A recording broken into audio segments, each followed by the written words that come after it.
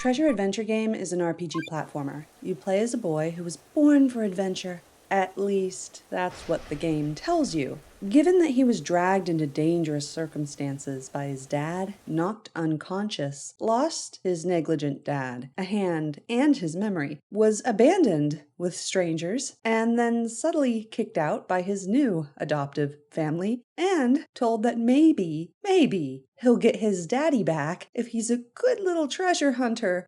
Well, I'm not sure if he was born for adventure so much is conscripted. It even seems as if he permanently lost his hair from the stress at some point in his short life, and also became a mute, since he's a silent protagonist now, but he used to speak until one day when he just stopped. Anyway, it's time for adventure. Yay! As an RPG, it's not much of one. The PC is a silent boy who seems like he should be deeply traumatized, but his circumstances are played off as lighthearted, adventuring fun by every NPC. It's also not clear how old he is. Some NPCs even wonder if he's old enough to do certain things that adults do, which makes the lack of concern from them feel even weirder.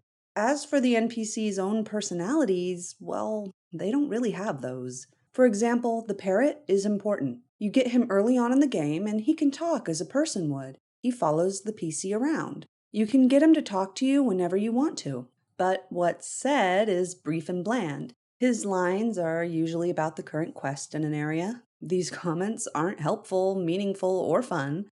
Plus, if you finish the quest in an area, then he may still repeat a line, as if it's still active. All of this means that he's a constant presence, but a bland one.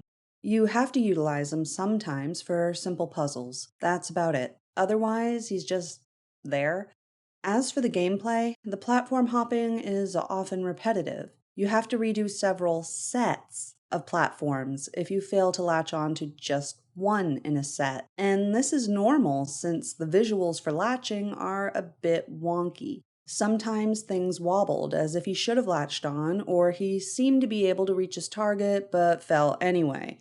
Plus, save points are these scattered blue orbs, and they weren't always handy when I would have liked them to be. I often felt a sense of relief when I found one. But that brings me to a problem. My sense of relief wasn't a good one. It wasn't a sense of challenge complete. It was more a feeling of, thank I don't have to do that again.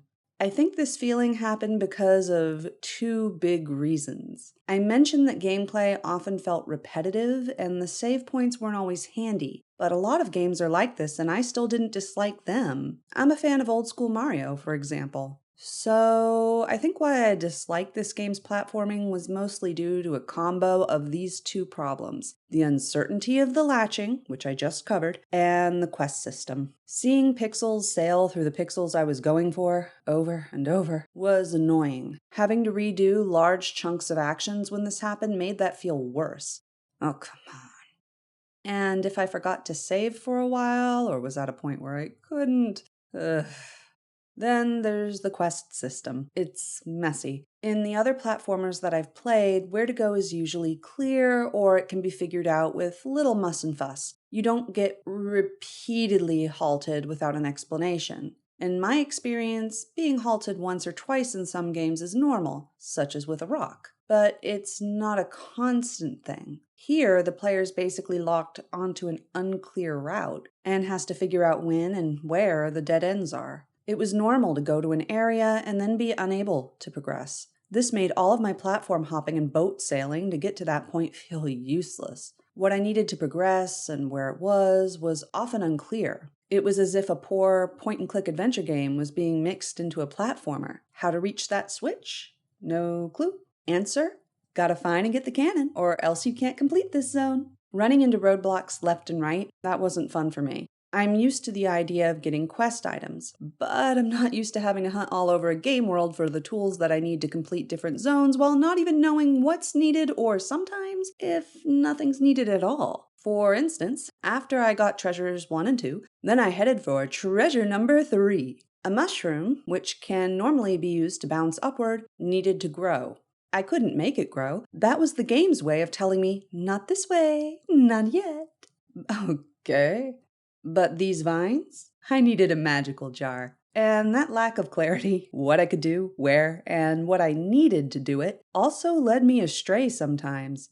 At a couple of points, I wound up thinking that a zone couldn't be completed when it could be. For example, here, it didn't seem as if you could turn fast enough to complete the jump. I tried a few times. It wasn't a move that I'd needed to do before, so when trying to latch on failed, then I felt confused. After all, if I hadn't done this before, then maybe it was yet another thing where I needed a tool. Maybe assuming that he could do the jump was silly. Earlier on, I'd moved the blocks and had been puzzled about what to do next. It had turned out that I needed the magical jar. I hadn't been able to complete the puzzle at that point, no matter what I did. So I looked online, and some people said that he could do this jump. And someone else said that they heard that special boots were needed, and I did see an empty boot icon in the inventory, but I decided to try more. I didn't want to have to redo the platform work to get there again if I didn't have to. Eventually, I got him to land the jump, and I was surprised by that. After all, here, no special item was required after all, but a special item just had been.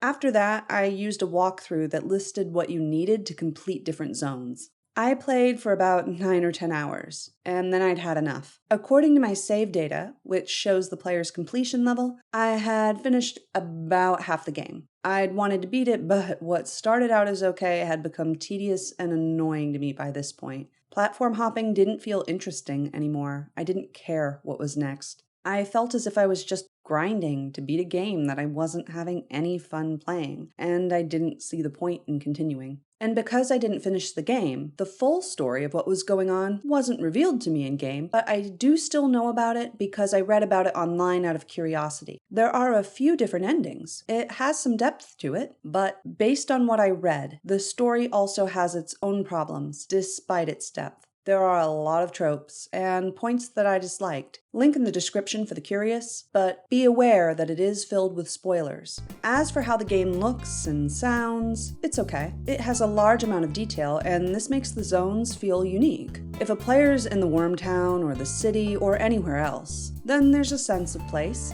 Meanwhile, the music is also varied and blends with the game's settings, but while I thought the art style was okay, it wasn't endearing to me. And while the music blended in well, it's not something I'd listen to outside of the game, and I didn't especially enjoy it while playing. It just added to the atmosphere. It's worth noting that there is a remake out of this game. It was made by one person, which is pretty impressive, but he was new to coding and gameplay design when he made it. Since then, he's come out with a successor, Treasure Adventure World, which is basically the same game but with improvements. I haven't played it yet, and so I can't really comment on it. But I don't really like treasure adventure games, so if you disagree with my review and are thinking of checking it out, you might want to check out that instead, or at least be aware of its existence. However, Treasure Adventure World isn't free.